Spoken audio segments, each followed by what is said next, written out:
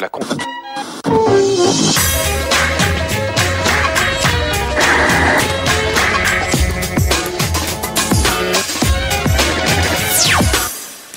Salut à tous, samedi 12h45, c'est plus clair. Toute l'actu média, les images, nos enquêtes, les coulisses et bien sûr nos invités. Au sommaire aujourd'hui, nous commencerons comme chaque semaine avec notre Média Mix, l'essentiel de l'info média en images et en 5 minutes avec dans l'actu polémique à l'Eurovision. Le candidat de la France peut-il chanter en anglais? Quand Flavie Flament est heureuse, ça se voit, seins nus en couverture d'un magazine, elle n'hésite pas. Les dessous de cette une. Et puis le nouvel épisode du feuilleton de la télévision publique sans pub, c'était mercredi et nous y étions. Notre zoom cette semaine sur la poule aux œufs d'or de l'année, impossible d'échapper au succès des ch'tis, radio, merchandising, téléphonie et bien sûr télévision. Le business ch'ti, une enquête de plus clair avec l'interview de Danny Boone lui-même. C'est le casting qui a agité le monde des médias et de la politique. Qui pour interviewer Nicolas Sarkozy? Tractation, rumeurs. Pour en parler sur ce plateau, l'éditorialiste politique le plus connu de France, Alain Duhamel. Les interviews à l'Élysée, il connaît. Invitée de plus clair également, elle est belge, elle est blonde, elle est drôle, mais elle n'en fait pas toute une histoire. Virginie Efira est là, maîtresse de cérémonie de la nouvelle star. Le jury, les primes, mais aussi les audiences et les premières polémiques. Nous en parlerons ensemble. Et bien sûr, vos autres rendez-vous, le zapping, l'ITV Télé, cette semaine Omar et Fred, l'Observatoire des séries, la télé des voisins et la webzone. Connaissez-vous la femme numéro 1 de Barack Obama? Nous l'avons rencontrée. Voilà pour le menu. On commence tout de suite avec l'actu de la semaine, résumé et mixé par Plus Clair. C'est le Média Mix, préparé par Karima Hamzaoui et Théodore Bourdeau. C'est parti. Depuis lundi, cette chanson pose un problème. Et oui, elle est en anglais et pourtant c'est la chanson qui représentera la France à l'Eurovision. Voir la France représentée par quelqu'un qui parle en anglais, ça plaît pas aux Français. Et c'est un député UMP très en colère qui vous parle. Et j'ai interpellé lundi dernier le ministre de la Culture et de la Communication sur cette affaire. Et la presse s'est emparée, les médias se sont emparés de cette affaire. Monsieur Gonneau s'est offert des articles de presse et des plateaux télé en pointant du doigt un responsable. C'est une chaîne publique, France 3 en l'occurrence, qui a demandé à Sébastien Tellier de chanter la version anglaise. Écoutez, moi je pense que c'est un tout petit peu exagéré, surtout que France 3 est une chaîne quand même qui ne se prive pas de parler de la francophonie et dans le monde entier. En attendant, la ministre de la Culture a demandé que les règles de sélection de chansons soient à l'avenir modifiées. Ce que dit Madame Albanel, je trouve ça plutôt juste, pourquoi pas revoir les règles de l'Eurovision. Pour l'instant, nous, on n'a pas dérogé à la règle, dans la mesure où il n'est pas stipulé que c'est interdit de chanter autrement qu'en français. Une polémique qui, on espère, aura servi à Sébastien Tellier. Écoutez, ça a fait parler de l'Eurovision. Ça fait connaître Sébastien Tellier. C'est pas si mal parce qu'il y a ne serait-ce que 3 semaines, il était un chanteur de la sphère hyper branché et que maintenant il devient populaire. Et fait aussi mieux connaître le député Gonneau. Est-ce que c'est pas tout simplement un sacré coup médiatique pour vous? C'est pas, oui, moi, enfin, vous savez, bon, ça me fait plaisir, bon, c'est très bien. Mais je pense que, si vous voulez, tout simplement, j'ai touché dans le cœur des Français une corde sensible. Cette semaine, la direction de France 3 annonçait que l'année prochaine, l'industrie du disque choisirait elle-même le candidat français à l'Eurovision. Mais une chose est sûre, le 24 mai prochain, Sébastien Tellier chantera en anglais. Lundi, le jeu Tout le monde veut prendre sa place, présenté par Nagui chaque jour à midi, a réalisé sa meilleure audience depuis son lancement en juillet 2006, en réunissant plus de 2 700 000 téléspectateurs.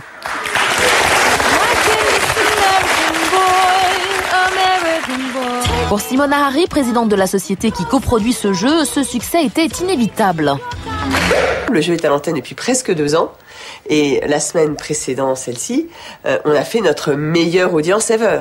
On a dépassé 25% de part de marché, parce que ce jeu réussit à créer des héros que le public vient voir tous les jours, comme il viendrait voir tous les jours le héros d'une fiction.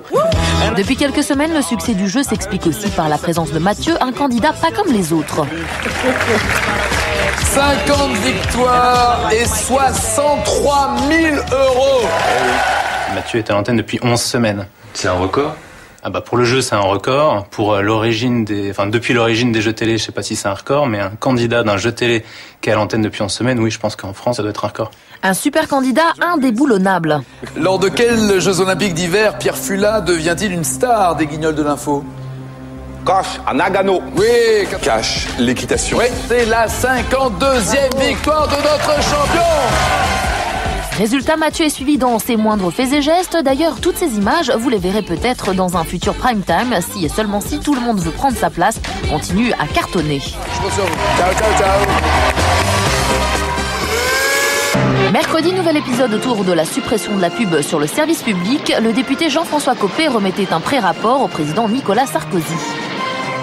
L'idée, c'est de commencer à installer le décor de notre réflexion. Par exemple, de réfléchir à ce que seront les attentes des téléspectateurs de demain. Dans ce pré-rapport figure entre autres une suppression progressive de la pub d'ici fin 2011, une préconisation et un pré-rapport que voit d'un très mauvais œil l'intersyndicale de l'audiovisuel public.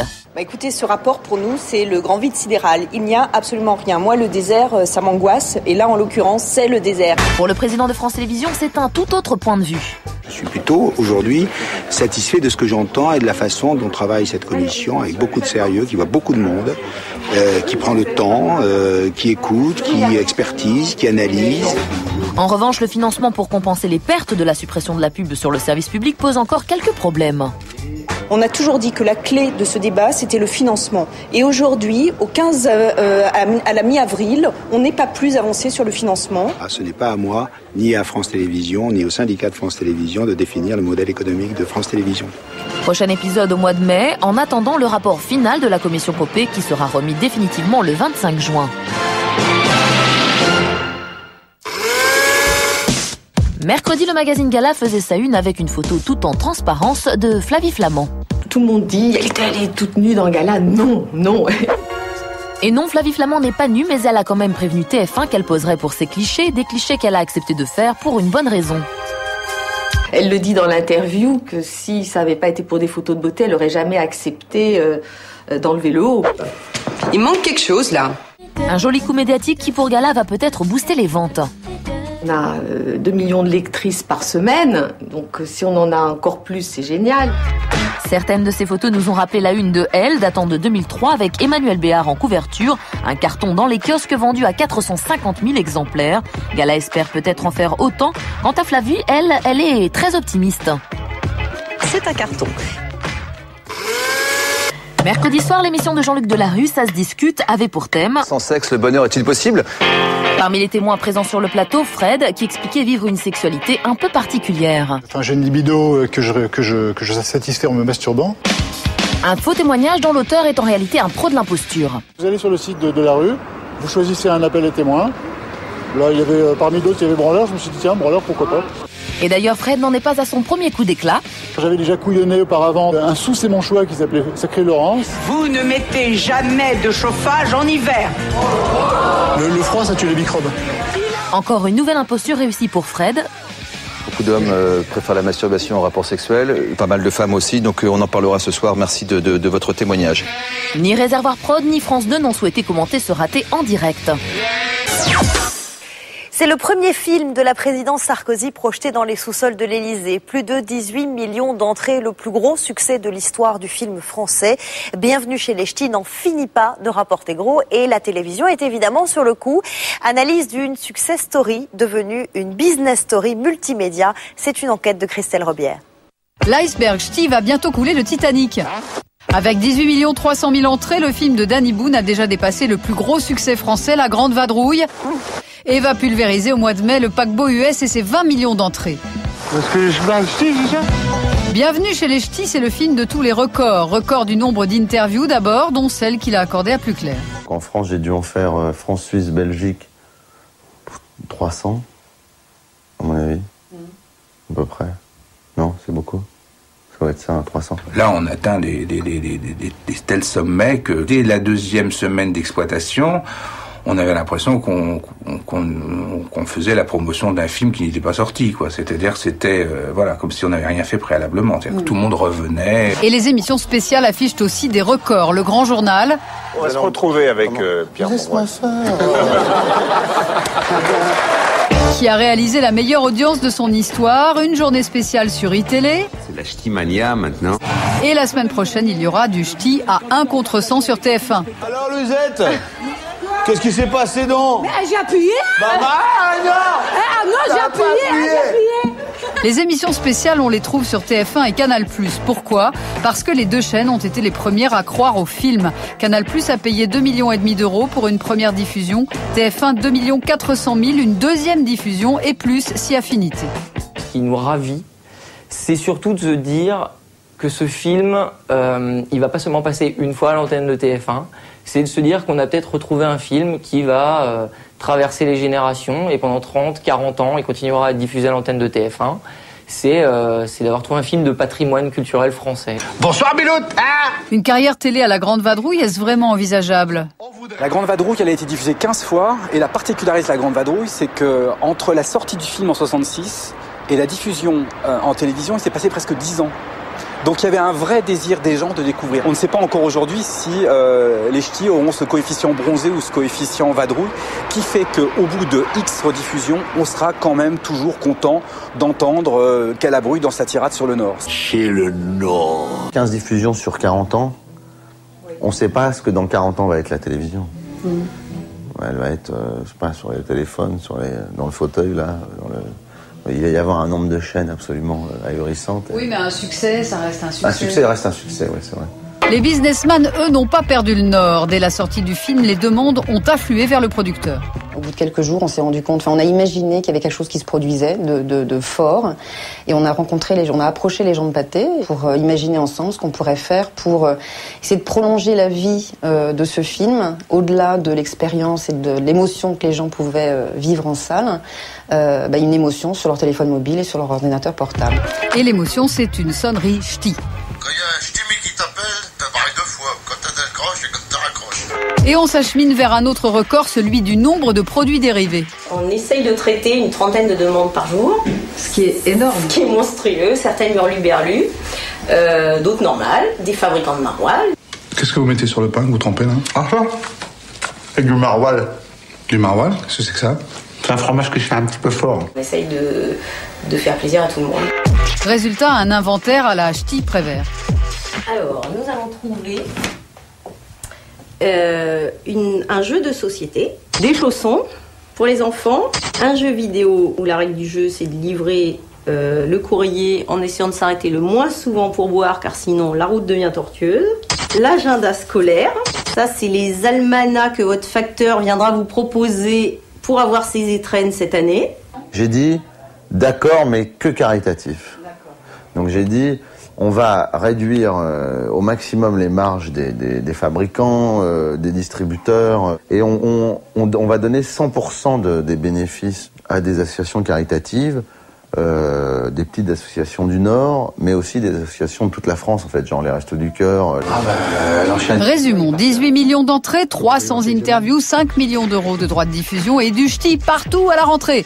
Sacré Bilout. On a beaucoup parlé de ce casting cette semaine. Qui pour interviewer le président de la République? Une interview repoussée au jeudi 24 avril en raison des obsèques nationales du poète Aimé Césaire. Le choix des intervieweurs s'est finalement porté sur PPDA, David Pujadas, Véronique Auger, Yves Calvi et Vincent Hervouette. Alors pourquoi ces 5 journalistes? Qui a décidé? Comment se prépare une interview présidentielle? Pour en parler, nous avons invité un homme qui connaît mieux que personne l'exercice, l'éditorialiste politique le plus connu de France. J'ai nommé Alain Duhamel, que l'on retrouve tous les jours sur les ondes d'RTL. Alain Duhamel, bonjour.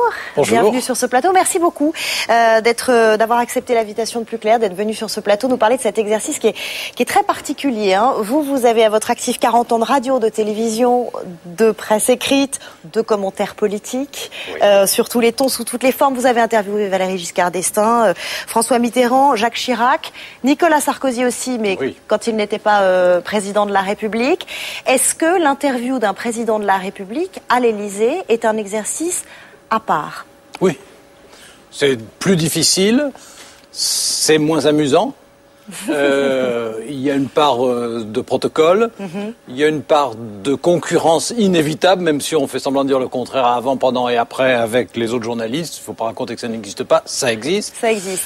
Et puis, il y a toujours avant des enquiquineurs pour vous donner des conseils, essayer de vous extorquer des informations. Alors justement, comment ça se prépare? Est-ce que vous êtes briefé par l'Élysée? Ça dépend des présidents et des circonstances.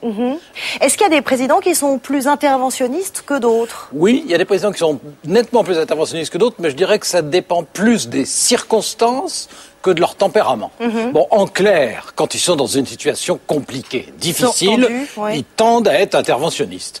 Est-ce que vous avez été étonné, pour commencer, que le président mette fin, ou si c'est lui qui l'a décidé, en tout cas qu'il soit mis fin au duo PPDA Arlette Chabot, la dernière interview datée du 29 novembre. Je n'ai pas été étonné, d'abord parce que c'est normal de changer de temps en temps, ensuite parce que la fois d'avant, ça n'avait pas été absolument éblouissant. Ça vous avait pas convaincu? Non, ça ne m'avait pas. Pourquoi? C'est-à-dire? Mais parce que j'avais trouvé que Nicolas Sarkozy, il est d'autant meilleur qu'on est plus pugnace avec lui. Quand on lui pose des questions un peu insistantes, un peu directes, un peu pugnaces, il est bien meilleur. Selon une indiscrétion, il aurait dit en sortant de l'interview, mais qu'est-ce que c'est que ces questions? Elles sont beaucoup trop molles. Oui, enfin, en tout cas, il avait intérêt à avoir des questions plus difficiles. Et donc, je pense qu'il souhaite les avoir. S'il devait y avoir une question qui fâche, une question un peu piquante, laquelle vous poseriez, vous, la semaine prochaine? Il y en aurait plein, mais la première, ce serait sans doute, pourquoi est-ce que vous, qui, pendant la campagne, communiquiez si efficacement, est-ce que vous communiquez si inefficacement depuis que vous êtes président? Et ce changement de cap en termes d'interview présidentielle, le fait de passer de 2 à 5, d'ouvrir un peu le champ. C'est mieux. Vous trouvez que c'est mieux? C'est un signe qu'il veut donner? C'est mieux parce que ça va changer, c'est mieux parce qu'il y a de nouvelles têtes, c'est mieux parce qu'il y a des hommes et des femmes, c'est mieux parce qu'il y a des spécialistes aussi de politique étrangère, ça n'a échappé à personne, avant que la France exerce la présidence de l'Union, qui pour lui va quand même peut-être être les 6 mois les plus importants de son mandat. Mais justement, c'est juste de la com ou c'est un vrai... mais de toute façon, ça ne peut pas. Ça peut être efficace politiquement, cette interview. Je ne sais pas si ça peut l'être, mais de son point de vue, ça doit l'être. Parce que c'est une interview qu'il aborde en situation de difficulté. Il est sur la défensive. Il a gagné son élection par l'offensive. Et aujourd'hui, il est sur la défensive. Il a de mauvais sondages, il a des grandes difficultés, le gouvernement bégaye, le Premier ministre, lui, s'entend mal, il y a des tonnes de questions compliquées à lui poser. On l'a compris, c'est un moment très stratégique. Pour lui, c'est un moment important et c'est en tout cas le casting dont tout le monde a parlé toute la semaine. Les rumeurs, les noms ont circulé. Au final, 5 heureux sélectionnés. Laetitia Krupa nous raconte les coulisses. Pour ses 1 an de présidence, Nicolas Sarkozy voulait innover et sortir du duo classique PPDA-Arlette Chabot. Jeudi donc, ils seront 5. PPDA encore avec David Pujadas et 3 nouveaux. Yves Calvi de France 2 et France 5, Véronique Auger de France 3 et Vincent Herouette de LCI, une première pour une chaîne d'info. Ça ne peut pas faire de mal à la promotion de la chaîne. Vous voulez que je remercie le président de la République ou ses conseillers? Je remercie Herouette qui travaille bien depuis déjà de nombreuses années. Cette semaine, une question était sur toutes les lèvres. Comment ont été choisis ces journalistes? Ce qui est hallucinant d'abord, c'est le premier point, c'est que voilà un président de la République qui est un défenseur de la libre entreprise, du marché, et qu'au fond, il n'y a pas eu d'appel d'offres. Du coup, c'est TF1 et France 2, comme d'habitude, qui ont soumis à l'Élysée leur concept d'émission, avec pour chaque spécialité le nom d'un journaliste. Sur la demande, entre guillemets, qui était « il faut qu'on parle de l'international », ça s'est fait très facilement, Herouette a été proposé et accepté. Il n'y a pas eu 10 noms de proposés et vous cochez la case correspondante, bien sûr que non. Véronique Auger, la seule femme du casting, sera en charge des questions d'économie et Yves Calvi s'occupera des questions de société. Les 3 journalistes devraient intervenir à tour de rôle, mais déjà les pronostics vont bon train. Qui sera le meneur de jeu? Calvi a imposé une nouvelle façon de ressentir les choses, de clarifier. Quand il est maître d'œuvre et que de ce fait-là, des gens comme Poivre, qui sont des routiers, des vieux routiers formidables, vont être à leur meilleur. Moi, j'espère que quelque chose se déroulera dans la surenchère. Cette semaine, TF1 et France 2 ont conclu un accord tacite. Aucune information ne doit filtrer avant jeudi 24. Difficile donc de savoir comment les 5 vont se partager les rôles. Un indice peut-être, pour la dernière interview, le mot d'ordre, c'était pas de concurrence. Patrick et moi, nous formons un couple assez solide. On s'entend bien. Il n'y a pas de rivalité entre journalistes qui peut toujours perturber un peu. Voilà. Je crois que c'était quelque chose qui fonctionne, qui a été privilégié. Mais cette fois, on a préféré la formule à plusieurs intervieweurs, même si elle n'est pas nouvelle. En 2005, ils étaient 4 et en 1996 déjà, ils étaient 5. Ça ne change rien, c'est TF1 France 2. On cherche à faire le paquet, il faut viser les 20 millions de téléspectateurs, ça se fait à l'Élysée. Les fondamentaux sont les mêmes. Alors après, on met 2 fanfreluches ici qui n'étaient pas la dernière fois. Ça ne change rien. C'est ultra classique. Le président joue à domicile, tout le temps. Les journalistes viennent le voir. C'est tout le temps comme ça. Mais ça, c'est pas moderne. Pour les 4 années à venir, l'Élysée s'est dit prête à sortir du binôme TF1 et France 2. Alors, les chaînes d'infos sont déjà dans les starting blocks. Je pensais jusqu'à maintenant que les propositions étaient réservées à TF1 et au service public. Maintenant que je sais que ce n'est pas le cas et que les propositions sont ouvertes aux autres groupes de audiovisuels, nous allons travailler en ce sens. Jeudi, l'émission sera diffusée depuis la salle des fêtes de l'Élysée à 20h15. La dernière interview de Nicolas Sarkozy, le 29 novembre, avait réuni près de 19 millions de téléspectateurs. Vous, qu'est-ce que vous pensez de ce casting? Bon, je pense déjà comme il y a des têtes nouvelles.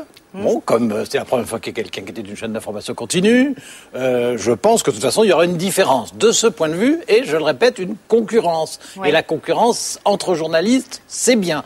Et je suis d'accord avec Domenech qui disait que Poivre est bien meilleur quand il a envie de démontrer aux autres qu'il est le meilleur. Mais là, selon quels critères, d'après vous, Nicolas Sarkozy a choisi, enfin, ou l'Élysée a choisi, parce qu'on a l'impression quand même que c'est un petit peu thématique. Il y a les 2 grands généralistes et puis après, il y a Vincent Hervouette pour la politique internationale. C'est ça. Je pense qu'il a voulu à la fois avoir des gens expérimentés et emblématiques des chaînes pour, en gros, présenter et piloter, j'imagine. Et puis comme c'est juste... C'est pour faire de l'audience ?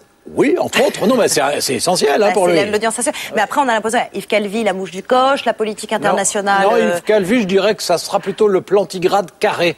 C'est-à-dire celui qui ne se décontenance pas, qui regardera le président comme un pot de miel et qui ira essayer à la petite cuillère de prendre ce qu'il pourra. C'est difficile avec Nicolas Sarkozy de lui tirer justement des vraies réponses? Non, je pense pas. Non. Je pense pas parce que je ne pense pas à condition qu'on l'interroge d'une part directement.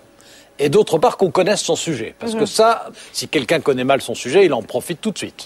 Vraiment directement, c'est-à-dire, vous pensez que souvent les journalistes contournent un peu trop avec lui?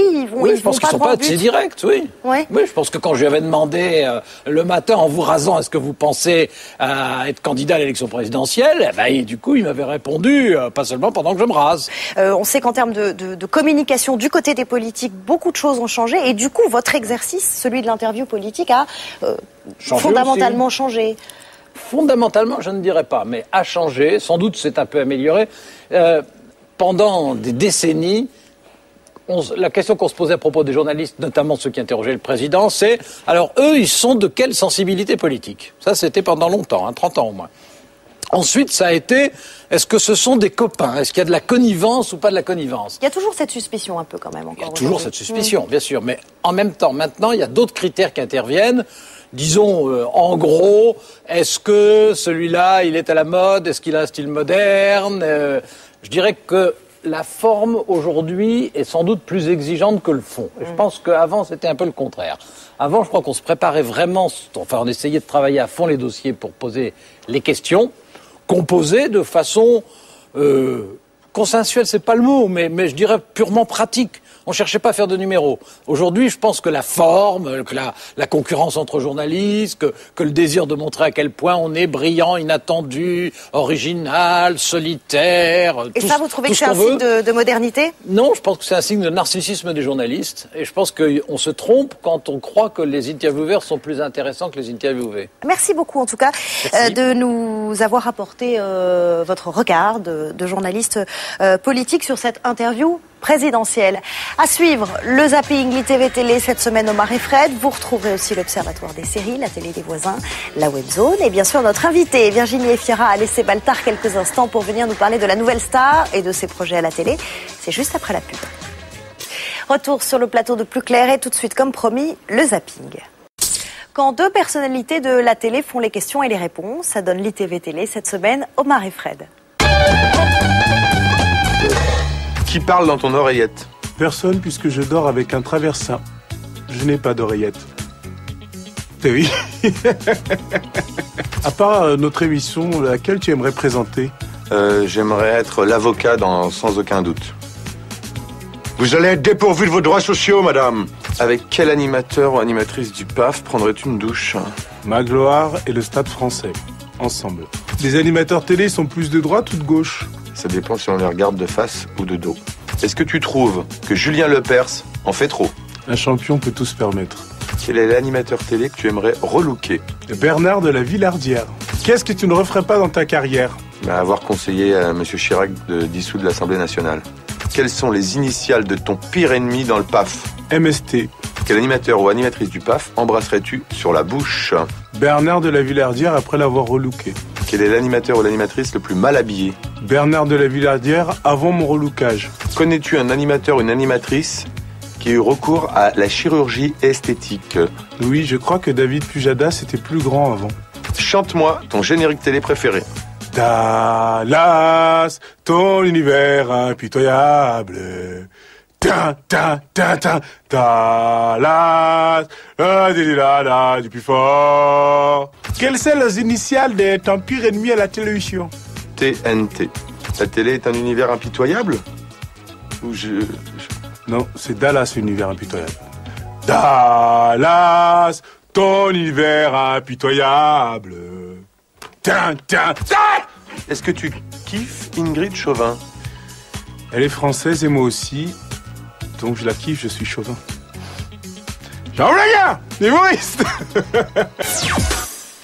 Voilà, interview croisée réalisée par Alexandre Pérez. Omar et Fred, c'est tous les soirs dans le Grand Journal. Le SAV est en vente, le DVD du service après-vente des émissions. SAV 2. Quand NBC, l'un des plus puissants networks américains, décide de se moquer de lui-même, ça donne la série 30 Rock, comme 30 Rockefeller Plaza, le bâtiment new-yorkais qui abrite la chaîne. La sitcom nous plonge dans l'univers impitoyable de la télé, les coulisses d'un show, un patron cynique et odieux, les projets les plus racoleurs de la chaîne. Une mise en abîme délirante qui débarque sur Canal+, lundi. Vincent Calvet.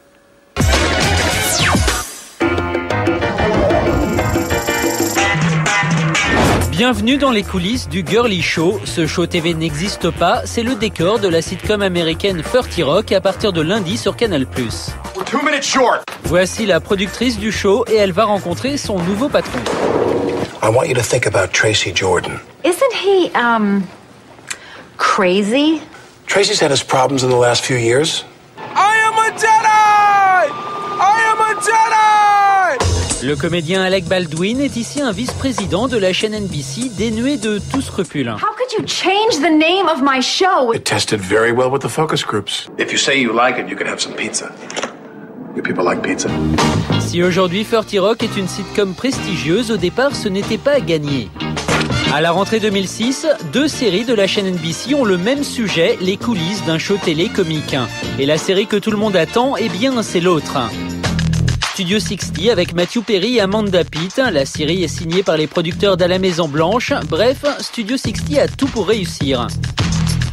Quant à 30 Rock, une série qui repose sur la comique Tina Fey, pas grand monde ne l'attend. Hey, buddies.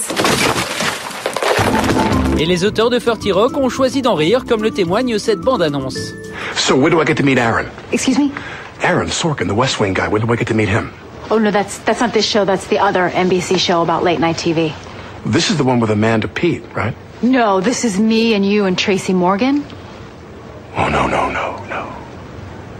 Mais très vite, les audiences de Studio 60 vont chuter. Beaucoup reprochent à cette série brillante d'être bien trop sérieuse et ils vont préférer l'univers loufoque de 30 Rock. Easy like Sunday morning. Don't look at me. Do not look at me in the eyes. Do not look at Mr. Jordan. Do not look at him in the eye. Depuis 30 Rock a gagné un Emmy, elle est bien installée sur la grille de NBC, tandis que Studio 60 a été déprogrammé au bout d'une saison. Quant à Tina Fey, elle est aujourd'hui l'une des stars de la chaîne. Nothing that could really hurt me.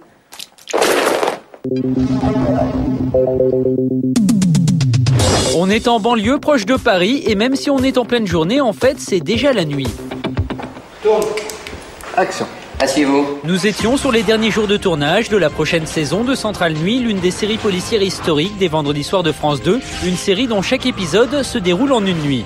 Dans Centrale Nuit, ce qu'on essaie de faire, c'est en 52 minutes tout résoudre. Ça se passe de 6h du soir à 6h du matin, concrètement pour le spectateur. Et ça, c'est assez excitant, je trouve. Du coup, quand l'équipe ne tourne pas la nuit en extérieur, elle est enfermée chaque jour dans ce décor de commissariat. On se retrouve dans un studio de jour, mais où il n'y a pas de fenêtre, bien sûr, parce qu'on est supposé être de nuit, où tout est borgnolé, tout est recouvert de noir. Je crois que finalement, c'est ça le plus terrible. C'est de jour et ne pas voir la lumière du jour. Un décor créé pour cette série il y a plus de 7 ans. On comprend donc que certains acteurs y soient attachés.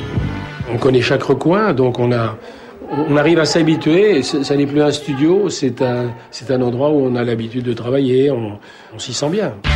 C'est aujourd'hui le 56e jour de tournage. Dans cet épisode, l'équipe de Centrale Nuit arrête un agent sportif véreux responsable de la mort d'un footballeur. En attendant, vous n'avez que la parole d'un footballeur raté qui ment à sa famille et qui vit dans l'illégalité. Bon, mais en fait, certains points de l'histoire qu'il tourne semblent encore un peu mystérieux pour une partie de l'équipe. Ils en ont tous pris, c'est ça qui est curieux. Les autres devraient un petit peu, ou pas mourir, mais en tout cas se sentir pas trop bien, non, peut-être. Et ils sont là, les auteurs, il faut demander peut-être. Pour y voir plus clair, il faudra patienter jusqu'à l'automne avec la diffusion des prochains épisodes inédits de Centrale Nuit. La milloxine, ça soigne l'asthme, non? Voilà pourquoi il est en overdose. Une 8e saison est actuellement en écriture. Centrale Nuit est aujourd'hui la seule série policière des vendredis soirs de France 2 qui a encore un avenir. Dans le monde, c'est tout simplement l'émission la plus diffusée. En France, c'est elle qui la présente. Virginie Efira s'impose comme la maîtresse de cérémonie de la nouvelle star. Un jury brut de pomme, le style des candidats 2008, des polémiques aussi. Cette année, la nouvelle star, c'est vraiment rock'n'roll. Ça tombe bien, Virginie Efira aime ça. Et elle est là pour en parler avec nous. Bonsoir, bonjour. Bonsoir. Petite révérence. 3e prime, mercredi. Oui. C'était chaud. C'est très chaud. Vous avez vu au niveau du jury, là, les tensions, les trucs. Je crois qu'il y avait un ring à la place. Il y avait André Manoukian, l'ancien, contre les 3 nouveaux. Alors, c'est parce que c'était l'ancien contre les nouveaux ou c'était parce qu'ils n'ont pas les mêmes goûts musicaux? Qu'est-ce qui s'est passé? Ça s'est pas toujours divisé de cette manière-là. Hein. J'ai pas senti André toujours dans une opposition face aux 3 autres. Il y avait souvent Philippe et André qui étaient sur des avis un petit peu divergents. Qu'est-ce que ça signifie? Déjà qu'on peut dire ce qu'on veut, ce qui est déjà pas mal. Hein. Que André ne suit pas et garde, et qui contestait peut-être parfois le regard de Philippe. Je pense qu'il lui disait voilà, est-ce que tu juges pas aussi la chanson, et quand c'est pas vers le folk et le rock, est-ce que tu as la même oreille?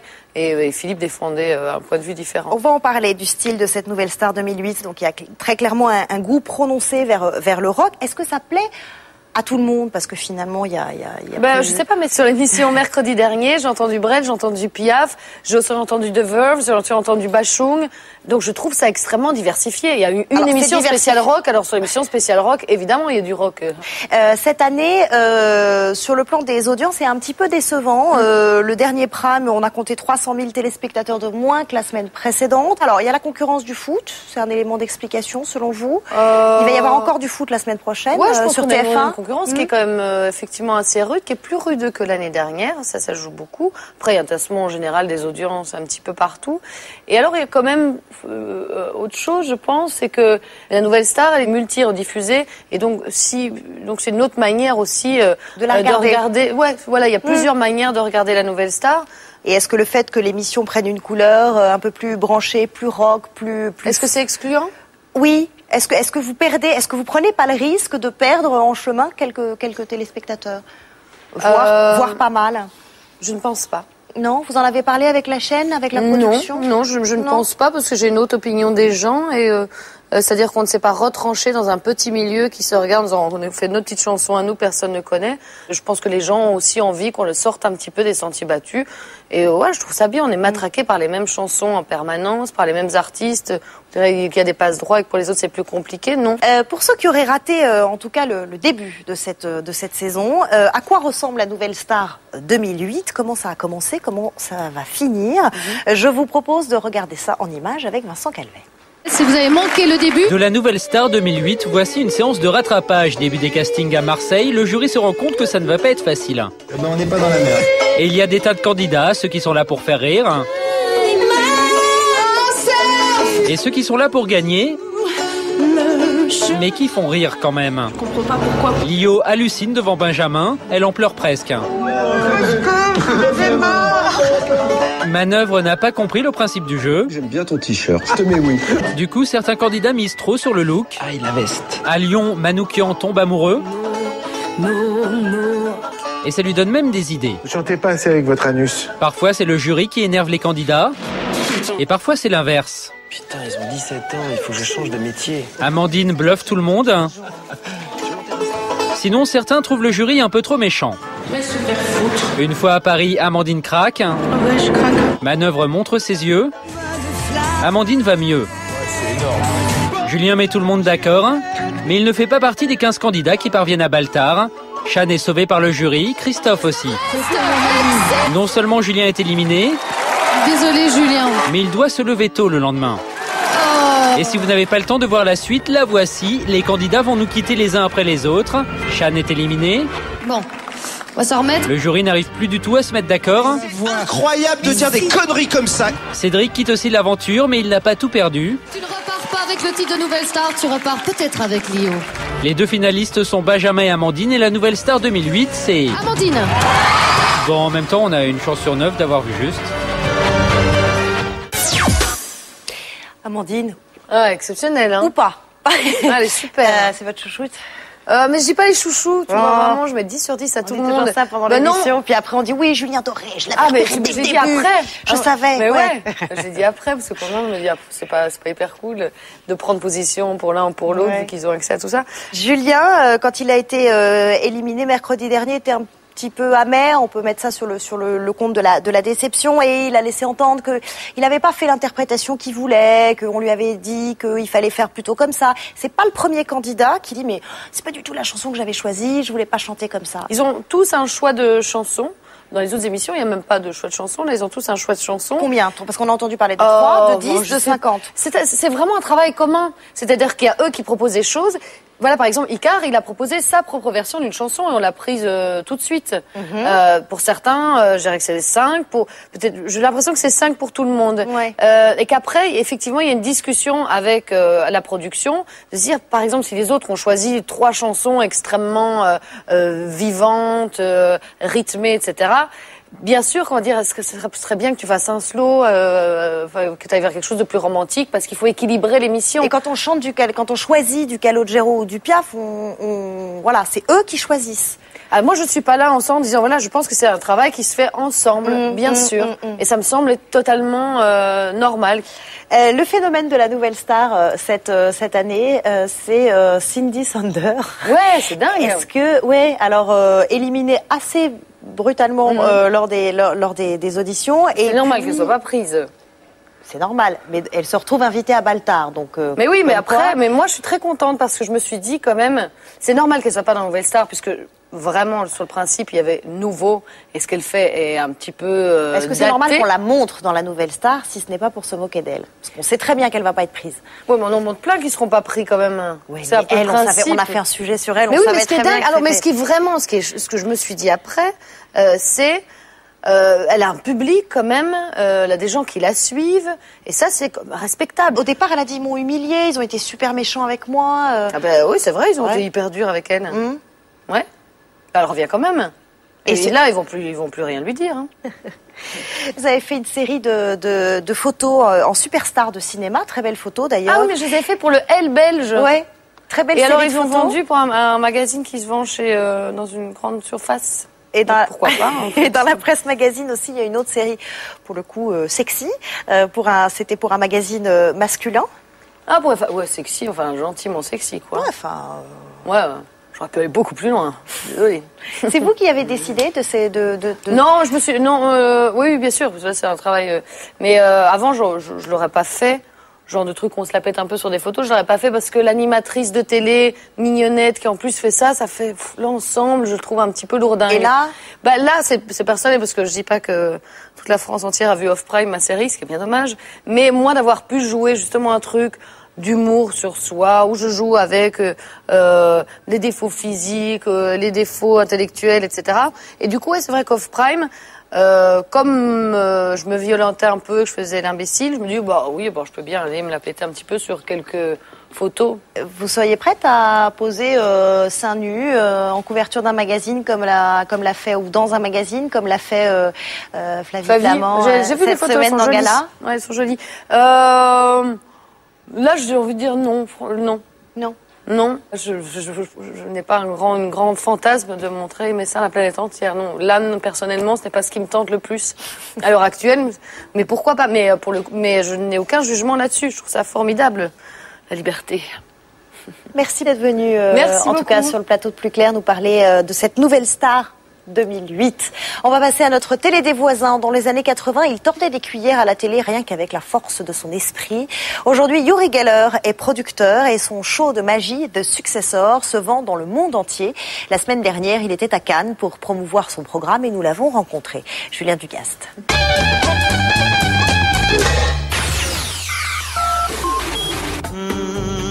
La semaine dernière, au MIP, le marché international des programmes télé, un homme un peu particulier était là, non pas pour tordre des cuillères, mais bien pour vendre ses émissions. Son nom, Uri Geller. I came today to Cannes, to MIP, because more countries want to buy the format. Son show, c'est The Successor, une sorte de Star Academy de la magie. I'm looking for the next greatest mentalist in the world, in each country. So it's like the next Uri Geller. D'abord diffusé en Israël. מחוברים בצורה טלפתית, זה אומר שכל מה שאני עושה פה, את מרגישה. תמשיך לשתות. לאט לאט, תשתה לאט לאט. תשתה. שירז, קחי שלוק נוסף, ותרגישי שהטעם, מה את מרגישה? זה מים.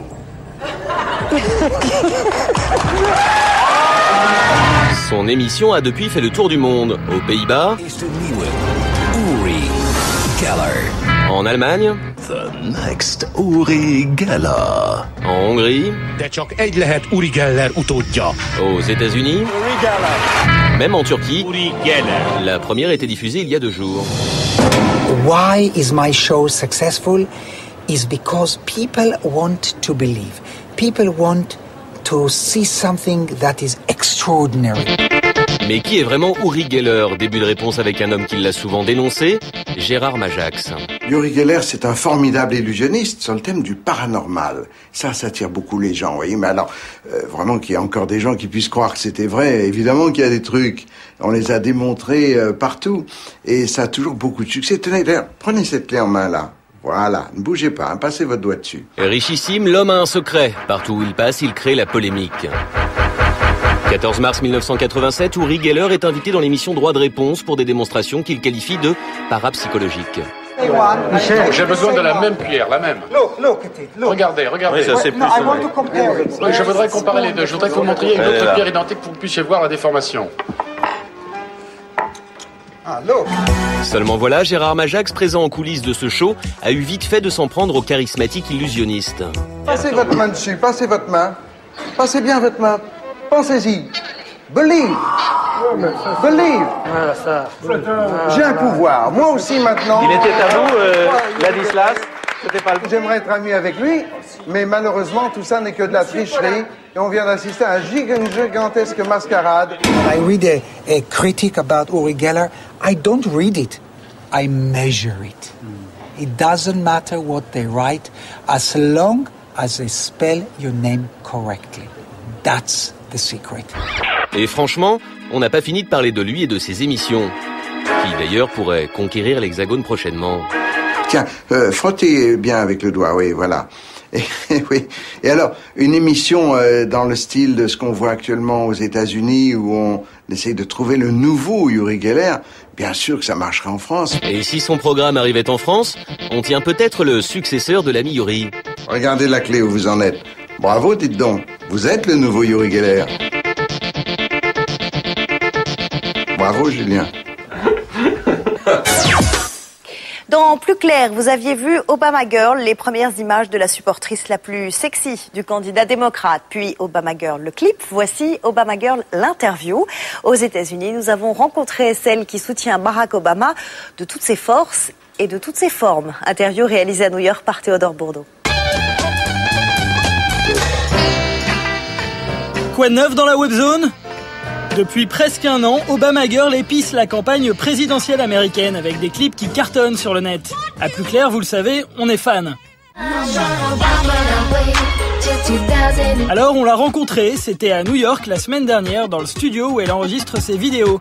Obama Girl était en pleine journée presse avec des télés américaines, une télé polonaise aussi, et puis nous.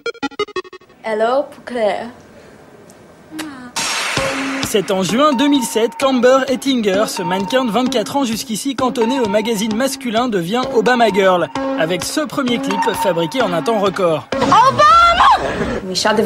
On a tourné la vidéo à New York en 6 heures. La vidéo a été mise en ligne pendant la nuit. Je n'étais même pas au courant et le lendemain matin, mon téléphone n'arrêtait pas de sonner. Toutes les chaînes de télé voulaient m'interviewer à propos de la vidéo. Près de 8 millions de visites plus tard, Obama Girl est toujours la coqueluche des télés US, une exposition médiatique qui a éveillé la curiosité du clan Obama, et notamment de la vraie Obama Girl, Michelle, l'épouse du candidat. Je ne pense pas qu'elle soit jalouse. J'aimerais vraiment la rencontrer. Michelle a dit que tous ceux qui, comme moi, craquent pour son mari ont raison de s'exprimer. Grâce à son personnage, Amber Ettinger est maintenant connue dans le monde entier. Et surprise, en 2005, elle est apparue dans une émission bien de chez nous, sur Fun TV. Voici la jeune fille qui est l'héroïne de ce film Bikini Bandit Volume 2. Elle s'appelle Amber Ettinger. Venez, mademoiselle, venez.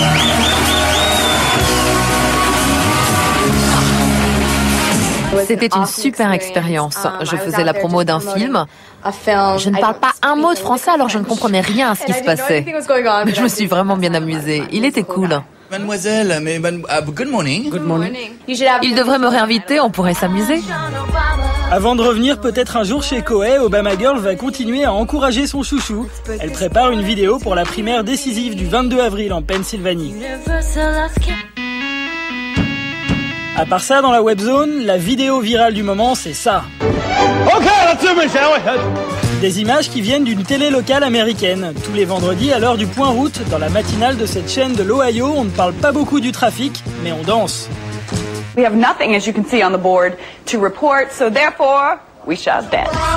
Oh, House of Pain to start with. Okay, House of Pain. Jump around, everybody. Rob et Jenny, les présentateurs du Point Route, proposent une nouvelle chorégraphie toutes les semaines. Ça s'appelle le Dance Party Friday, et même les équipes de CNN s'y sont mises. We have some dance parties of our own, don't we? That's right, the 360 crew, they like to boogie down.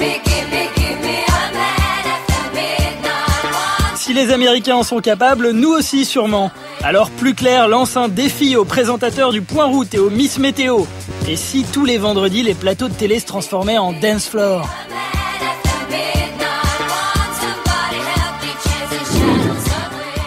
On espère qu'après cet appel solennel, c'est tout le PAF qui s'y mettra. Voilà, Plus Clair, c'est fini. Tout de suite, un café et l'addition en compagnie de Pascal Clark. Vous pouvez retrouver les meilleurs moments de l'émission sur canalplus.fr. À samedi prochain, 12h45. Et d'ici là, ouvrez grand vos yeux.